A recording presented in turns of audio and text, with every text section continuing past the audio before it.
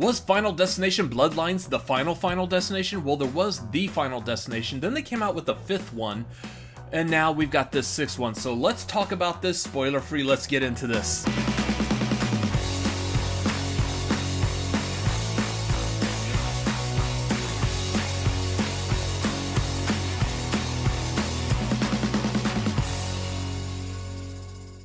Welcome back to the Cinefanatics. My name is Robert Adams. I know it's been a minute, but we are back from the dead, like someone who's trying to dodge death's grasp or grip or whatever you want to refer to it. Before I get started in this non-spoiler review for Final Destination Bloodlines, make sure you hit that like button and subscribe. We are still producing content. We had to take a break there for a bit, but we are still going to produce content, and we need your likes, your views, your subscriptions more than ever. So please come follow us here on this channel. We're doing all kinds of great stuff. I'm actually going to be ranking all the Final Destination movies this weekend, so make sure you subscribe for all that. Let me know your thoughts also down below in the comments.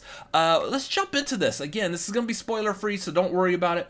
As far as the story goes, because I know that's like the number one thing that people want to know right off the bat, how good is this movie? Is it going to live up to our expectations? Specifically, if your expectations are coming off of at least the first two, because I feel like that's kind of the pinnacle for this series. Spoilers for my ranking, by the way, not for the movie. I feel like it plays very well in that realm. The story is really good. It does dive a little bit more into the lore, which, what I will say, trying to be as spoiler-free as possible, what I will say is, if you are a fan of Final Destination 2 and how those characters in that movie seemingly had connections to the characters in the first movie, and then basically the way it was, if the characters in the first movie had died, then what the characters in the second movie would have gone through wouldn't have happened. If you like the fact that those were tied together, you're gonna like how this one works as well. They do something very smart. Surprisingly, I'm surprised that after the second movie, and we had like 3, 4, and 5, I'm surprised 3, 4, and 5 haven't hit this particular angle. And it's blowing my mind that we haven't covered this yet in this entire series. That's a whole lot of creators, a whole lot of writers that just could not think of this one particular storyline, and it plays fantastically. I love what they did with this. That being said, there are Easter eggs galore. I mean, there's so many things. There's even, like, at one point, like, the wall of stuff that is being all tied together to follow Death's pattern or whatever, and very likely when this comes out on video on demand or physical release, that's going to be something that you're going to be pausing and you're going to try to see like what all you recognize.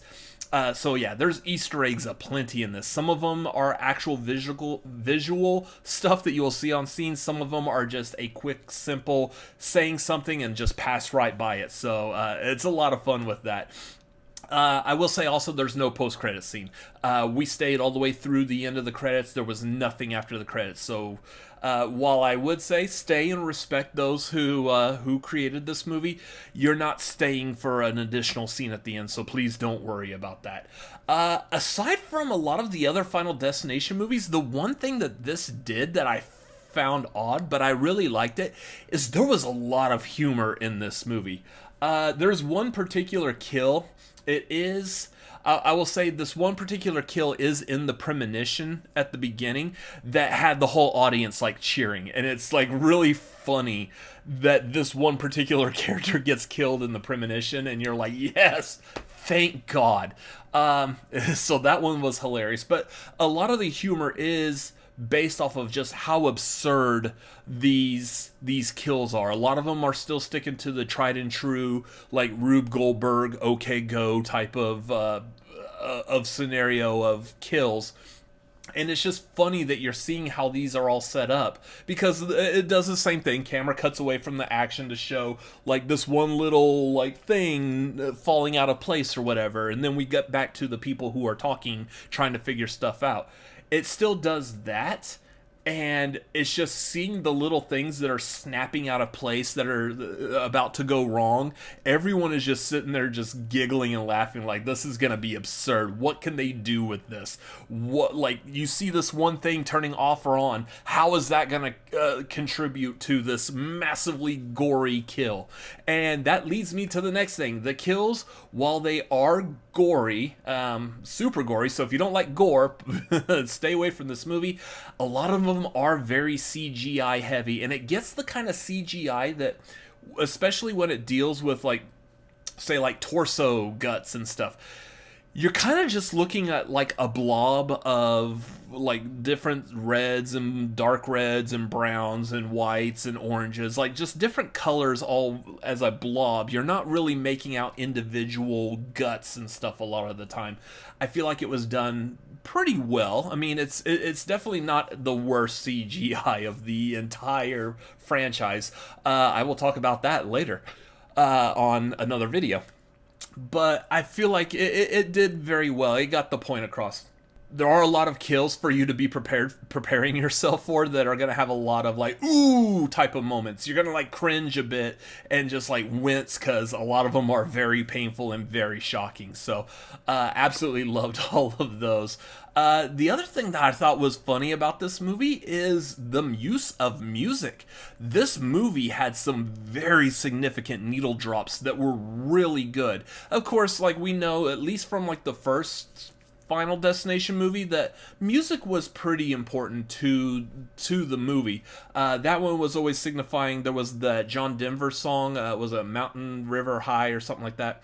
Mountain Valley High, I forgot the name of it. Sorry, correct me in the comments down below, because we know that everyone likes being, oh, I know this. Actually, so there was the John Denver song in the first movie.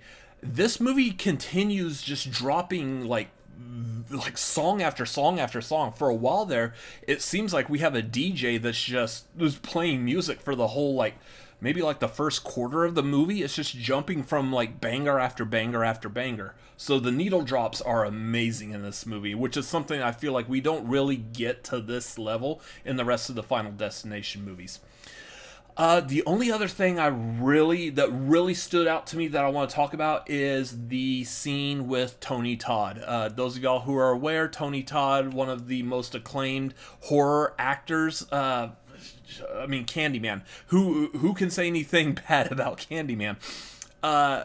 Unfortunately, he passed away last year, and this, I believe, was his final film.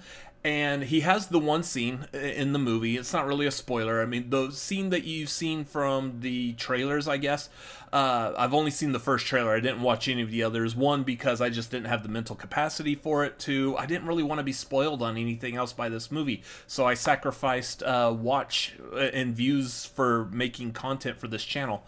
So I didn't know anything else. But I know he has like that one scene.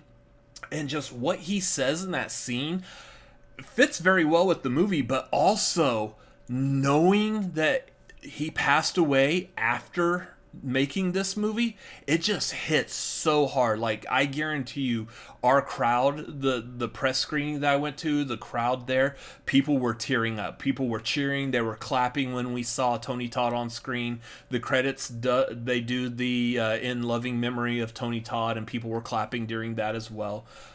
So very heartfelt, very well done tribute to Candyman.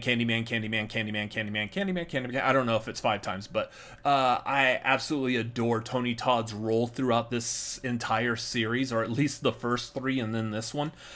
So I love him being a part of these movies. Actually, he was in... Was he in 4 or 5? He was in 4 or 5 briefly, if I remember correctly. Again, correct me down below in the comments. But I love what he did with this movie. So I feel like this is a good return to form. I feel like this is what you expect out of a Final Destination movie. Again, spoiler for my ranking. I don't know what number was it. 4 was doing, the one with the NASCAR. I don't know what that was all supposed to be about, but man, they made that on the cheap, and it looks and feels like it. this is a movie that they took pride in making. Someone had pride in making this movie. They were proud of themselves, and they did such a good job creating this, and you can see it there in the movie. I highly recommend see this in the theaters. It is amazing. If you can go with like a full crowd, so like the late night Friday night, the late night Saturday night crowd, that's going to be your best audience to go see this with, where you get everyone's reaction to jump scares or jump kills or whatever all at the same time. The whole crowd's going to be laughing at the absurdity of some of these kills. You're going to have an amazing time. Check it out in the theaters. That's going to do it for this review. What did you think? Let me know down below in the comments. I feel like I'm having you tell me everything about your life down below in the comments. Let me know everything. If you were like, what's your occupation? What's your social security number? No, don't do that. Don't do that. Privacy. Yeah, anyways. Anyway, we are back to making videos on this channel. So again, please hit like if you like this video, subscribe, follow us. We're going to be doing some good things here still. We're still chugging along, so make sure you come follow us here on Cinefanatics. Again, my name is Robert Adams. You can find me on social media. I'm on Twitter, Instagram. I haven't done this in a while, so give me a minute. Twitter, Instagram, TikTok. I will be doing stuff on TikTok as well. YouTube.com/@RCA Reacts. All of that at RCA Reacts. I'm so rusty. And then you can follow us at The Cinefanatics on Twitter, Instagram, and TikTok. We're like on TikTok and YouTube, we're doing the out of the theater reactions. So a lot of good stuff coming. Make sure you are following and stay tuned for more content from us. Anyways, thank you for watching this video. Welcome back. If you missed us for like the past couple of months, glad to see you again. Glad that we're back as well. So we will see you on the next video. Thank you for watching this. Bye-bye.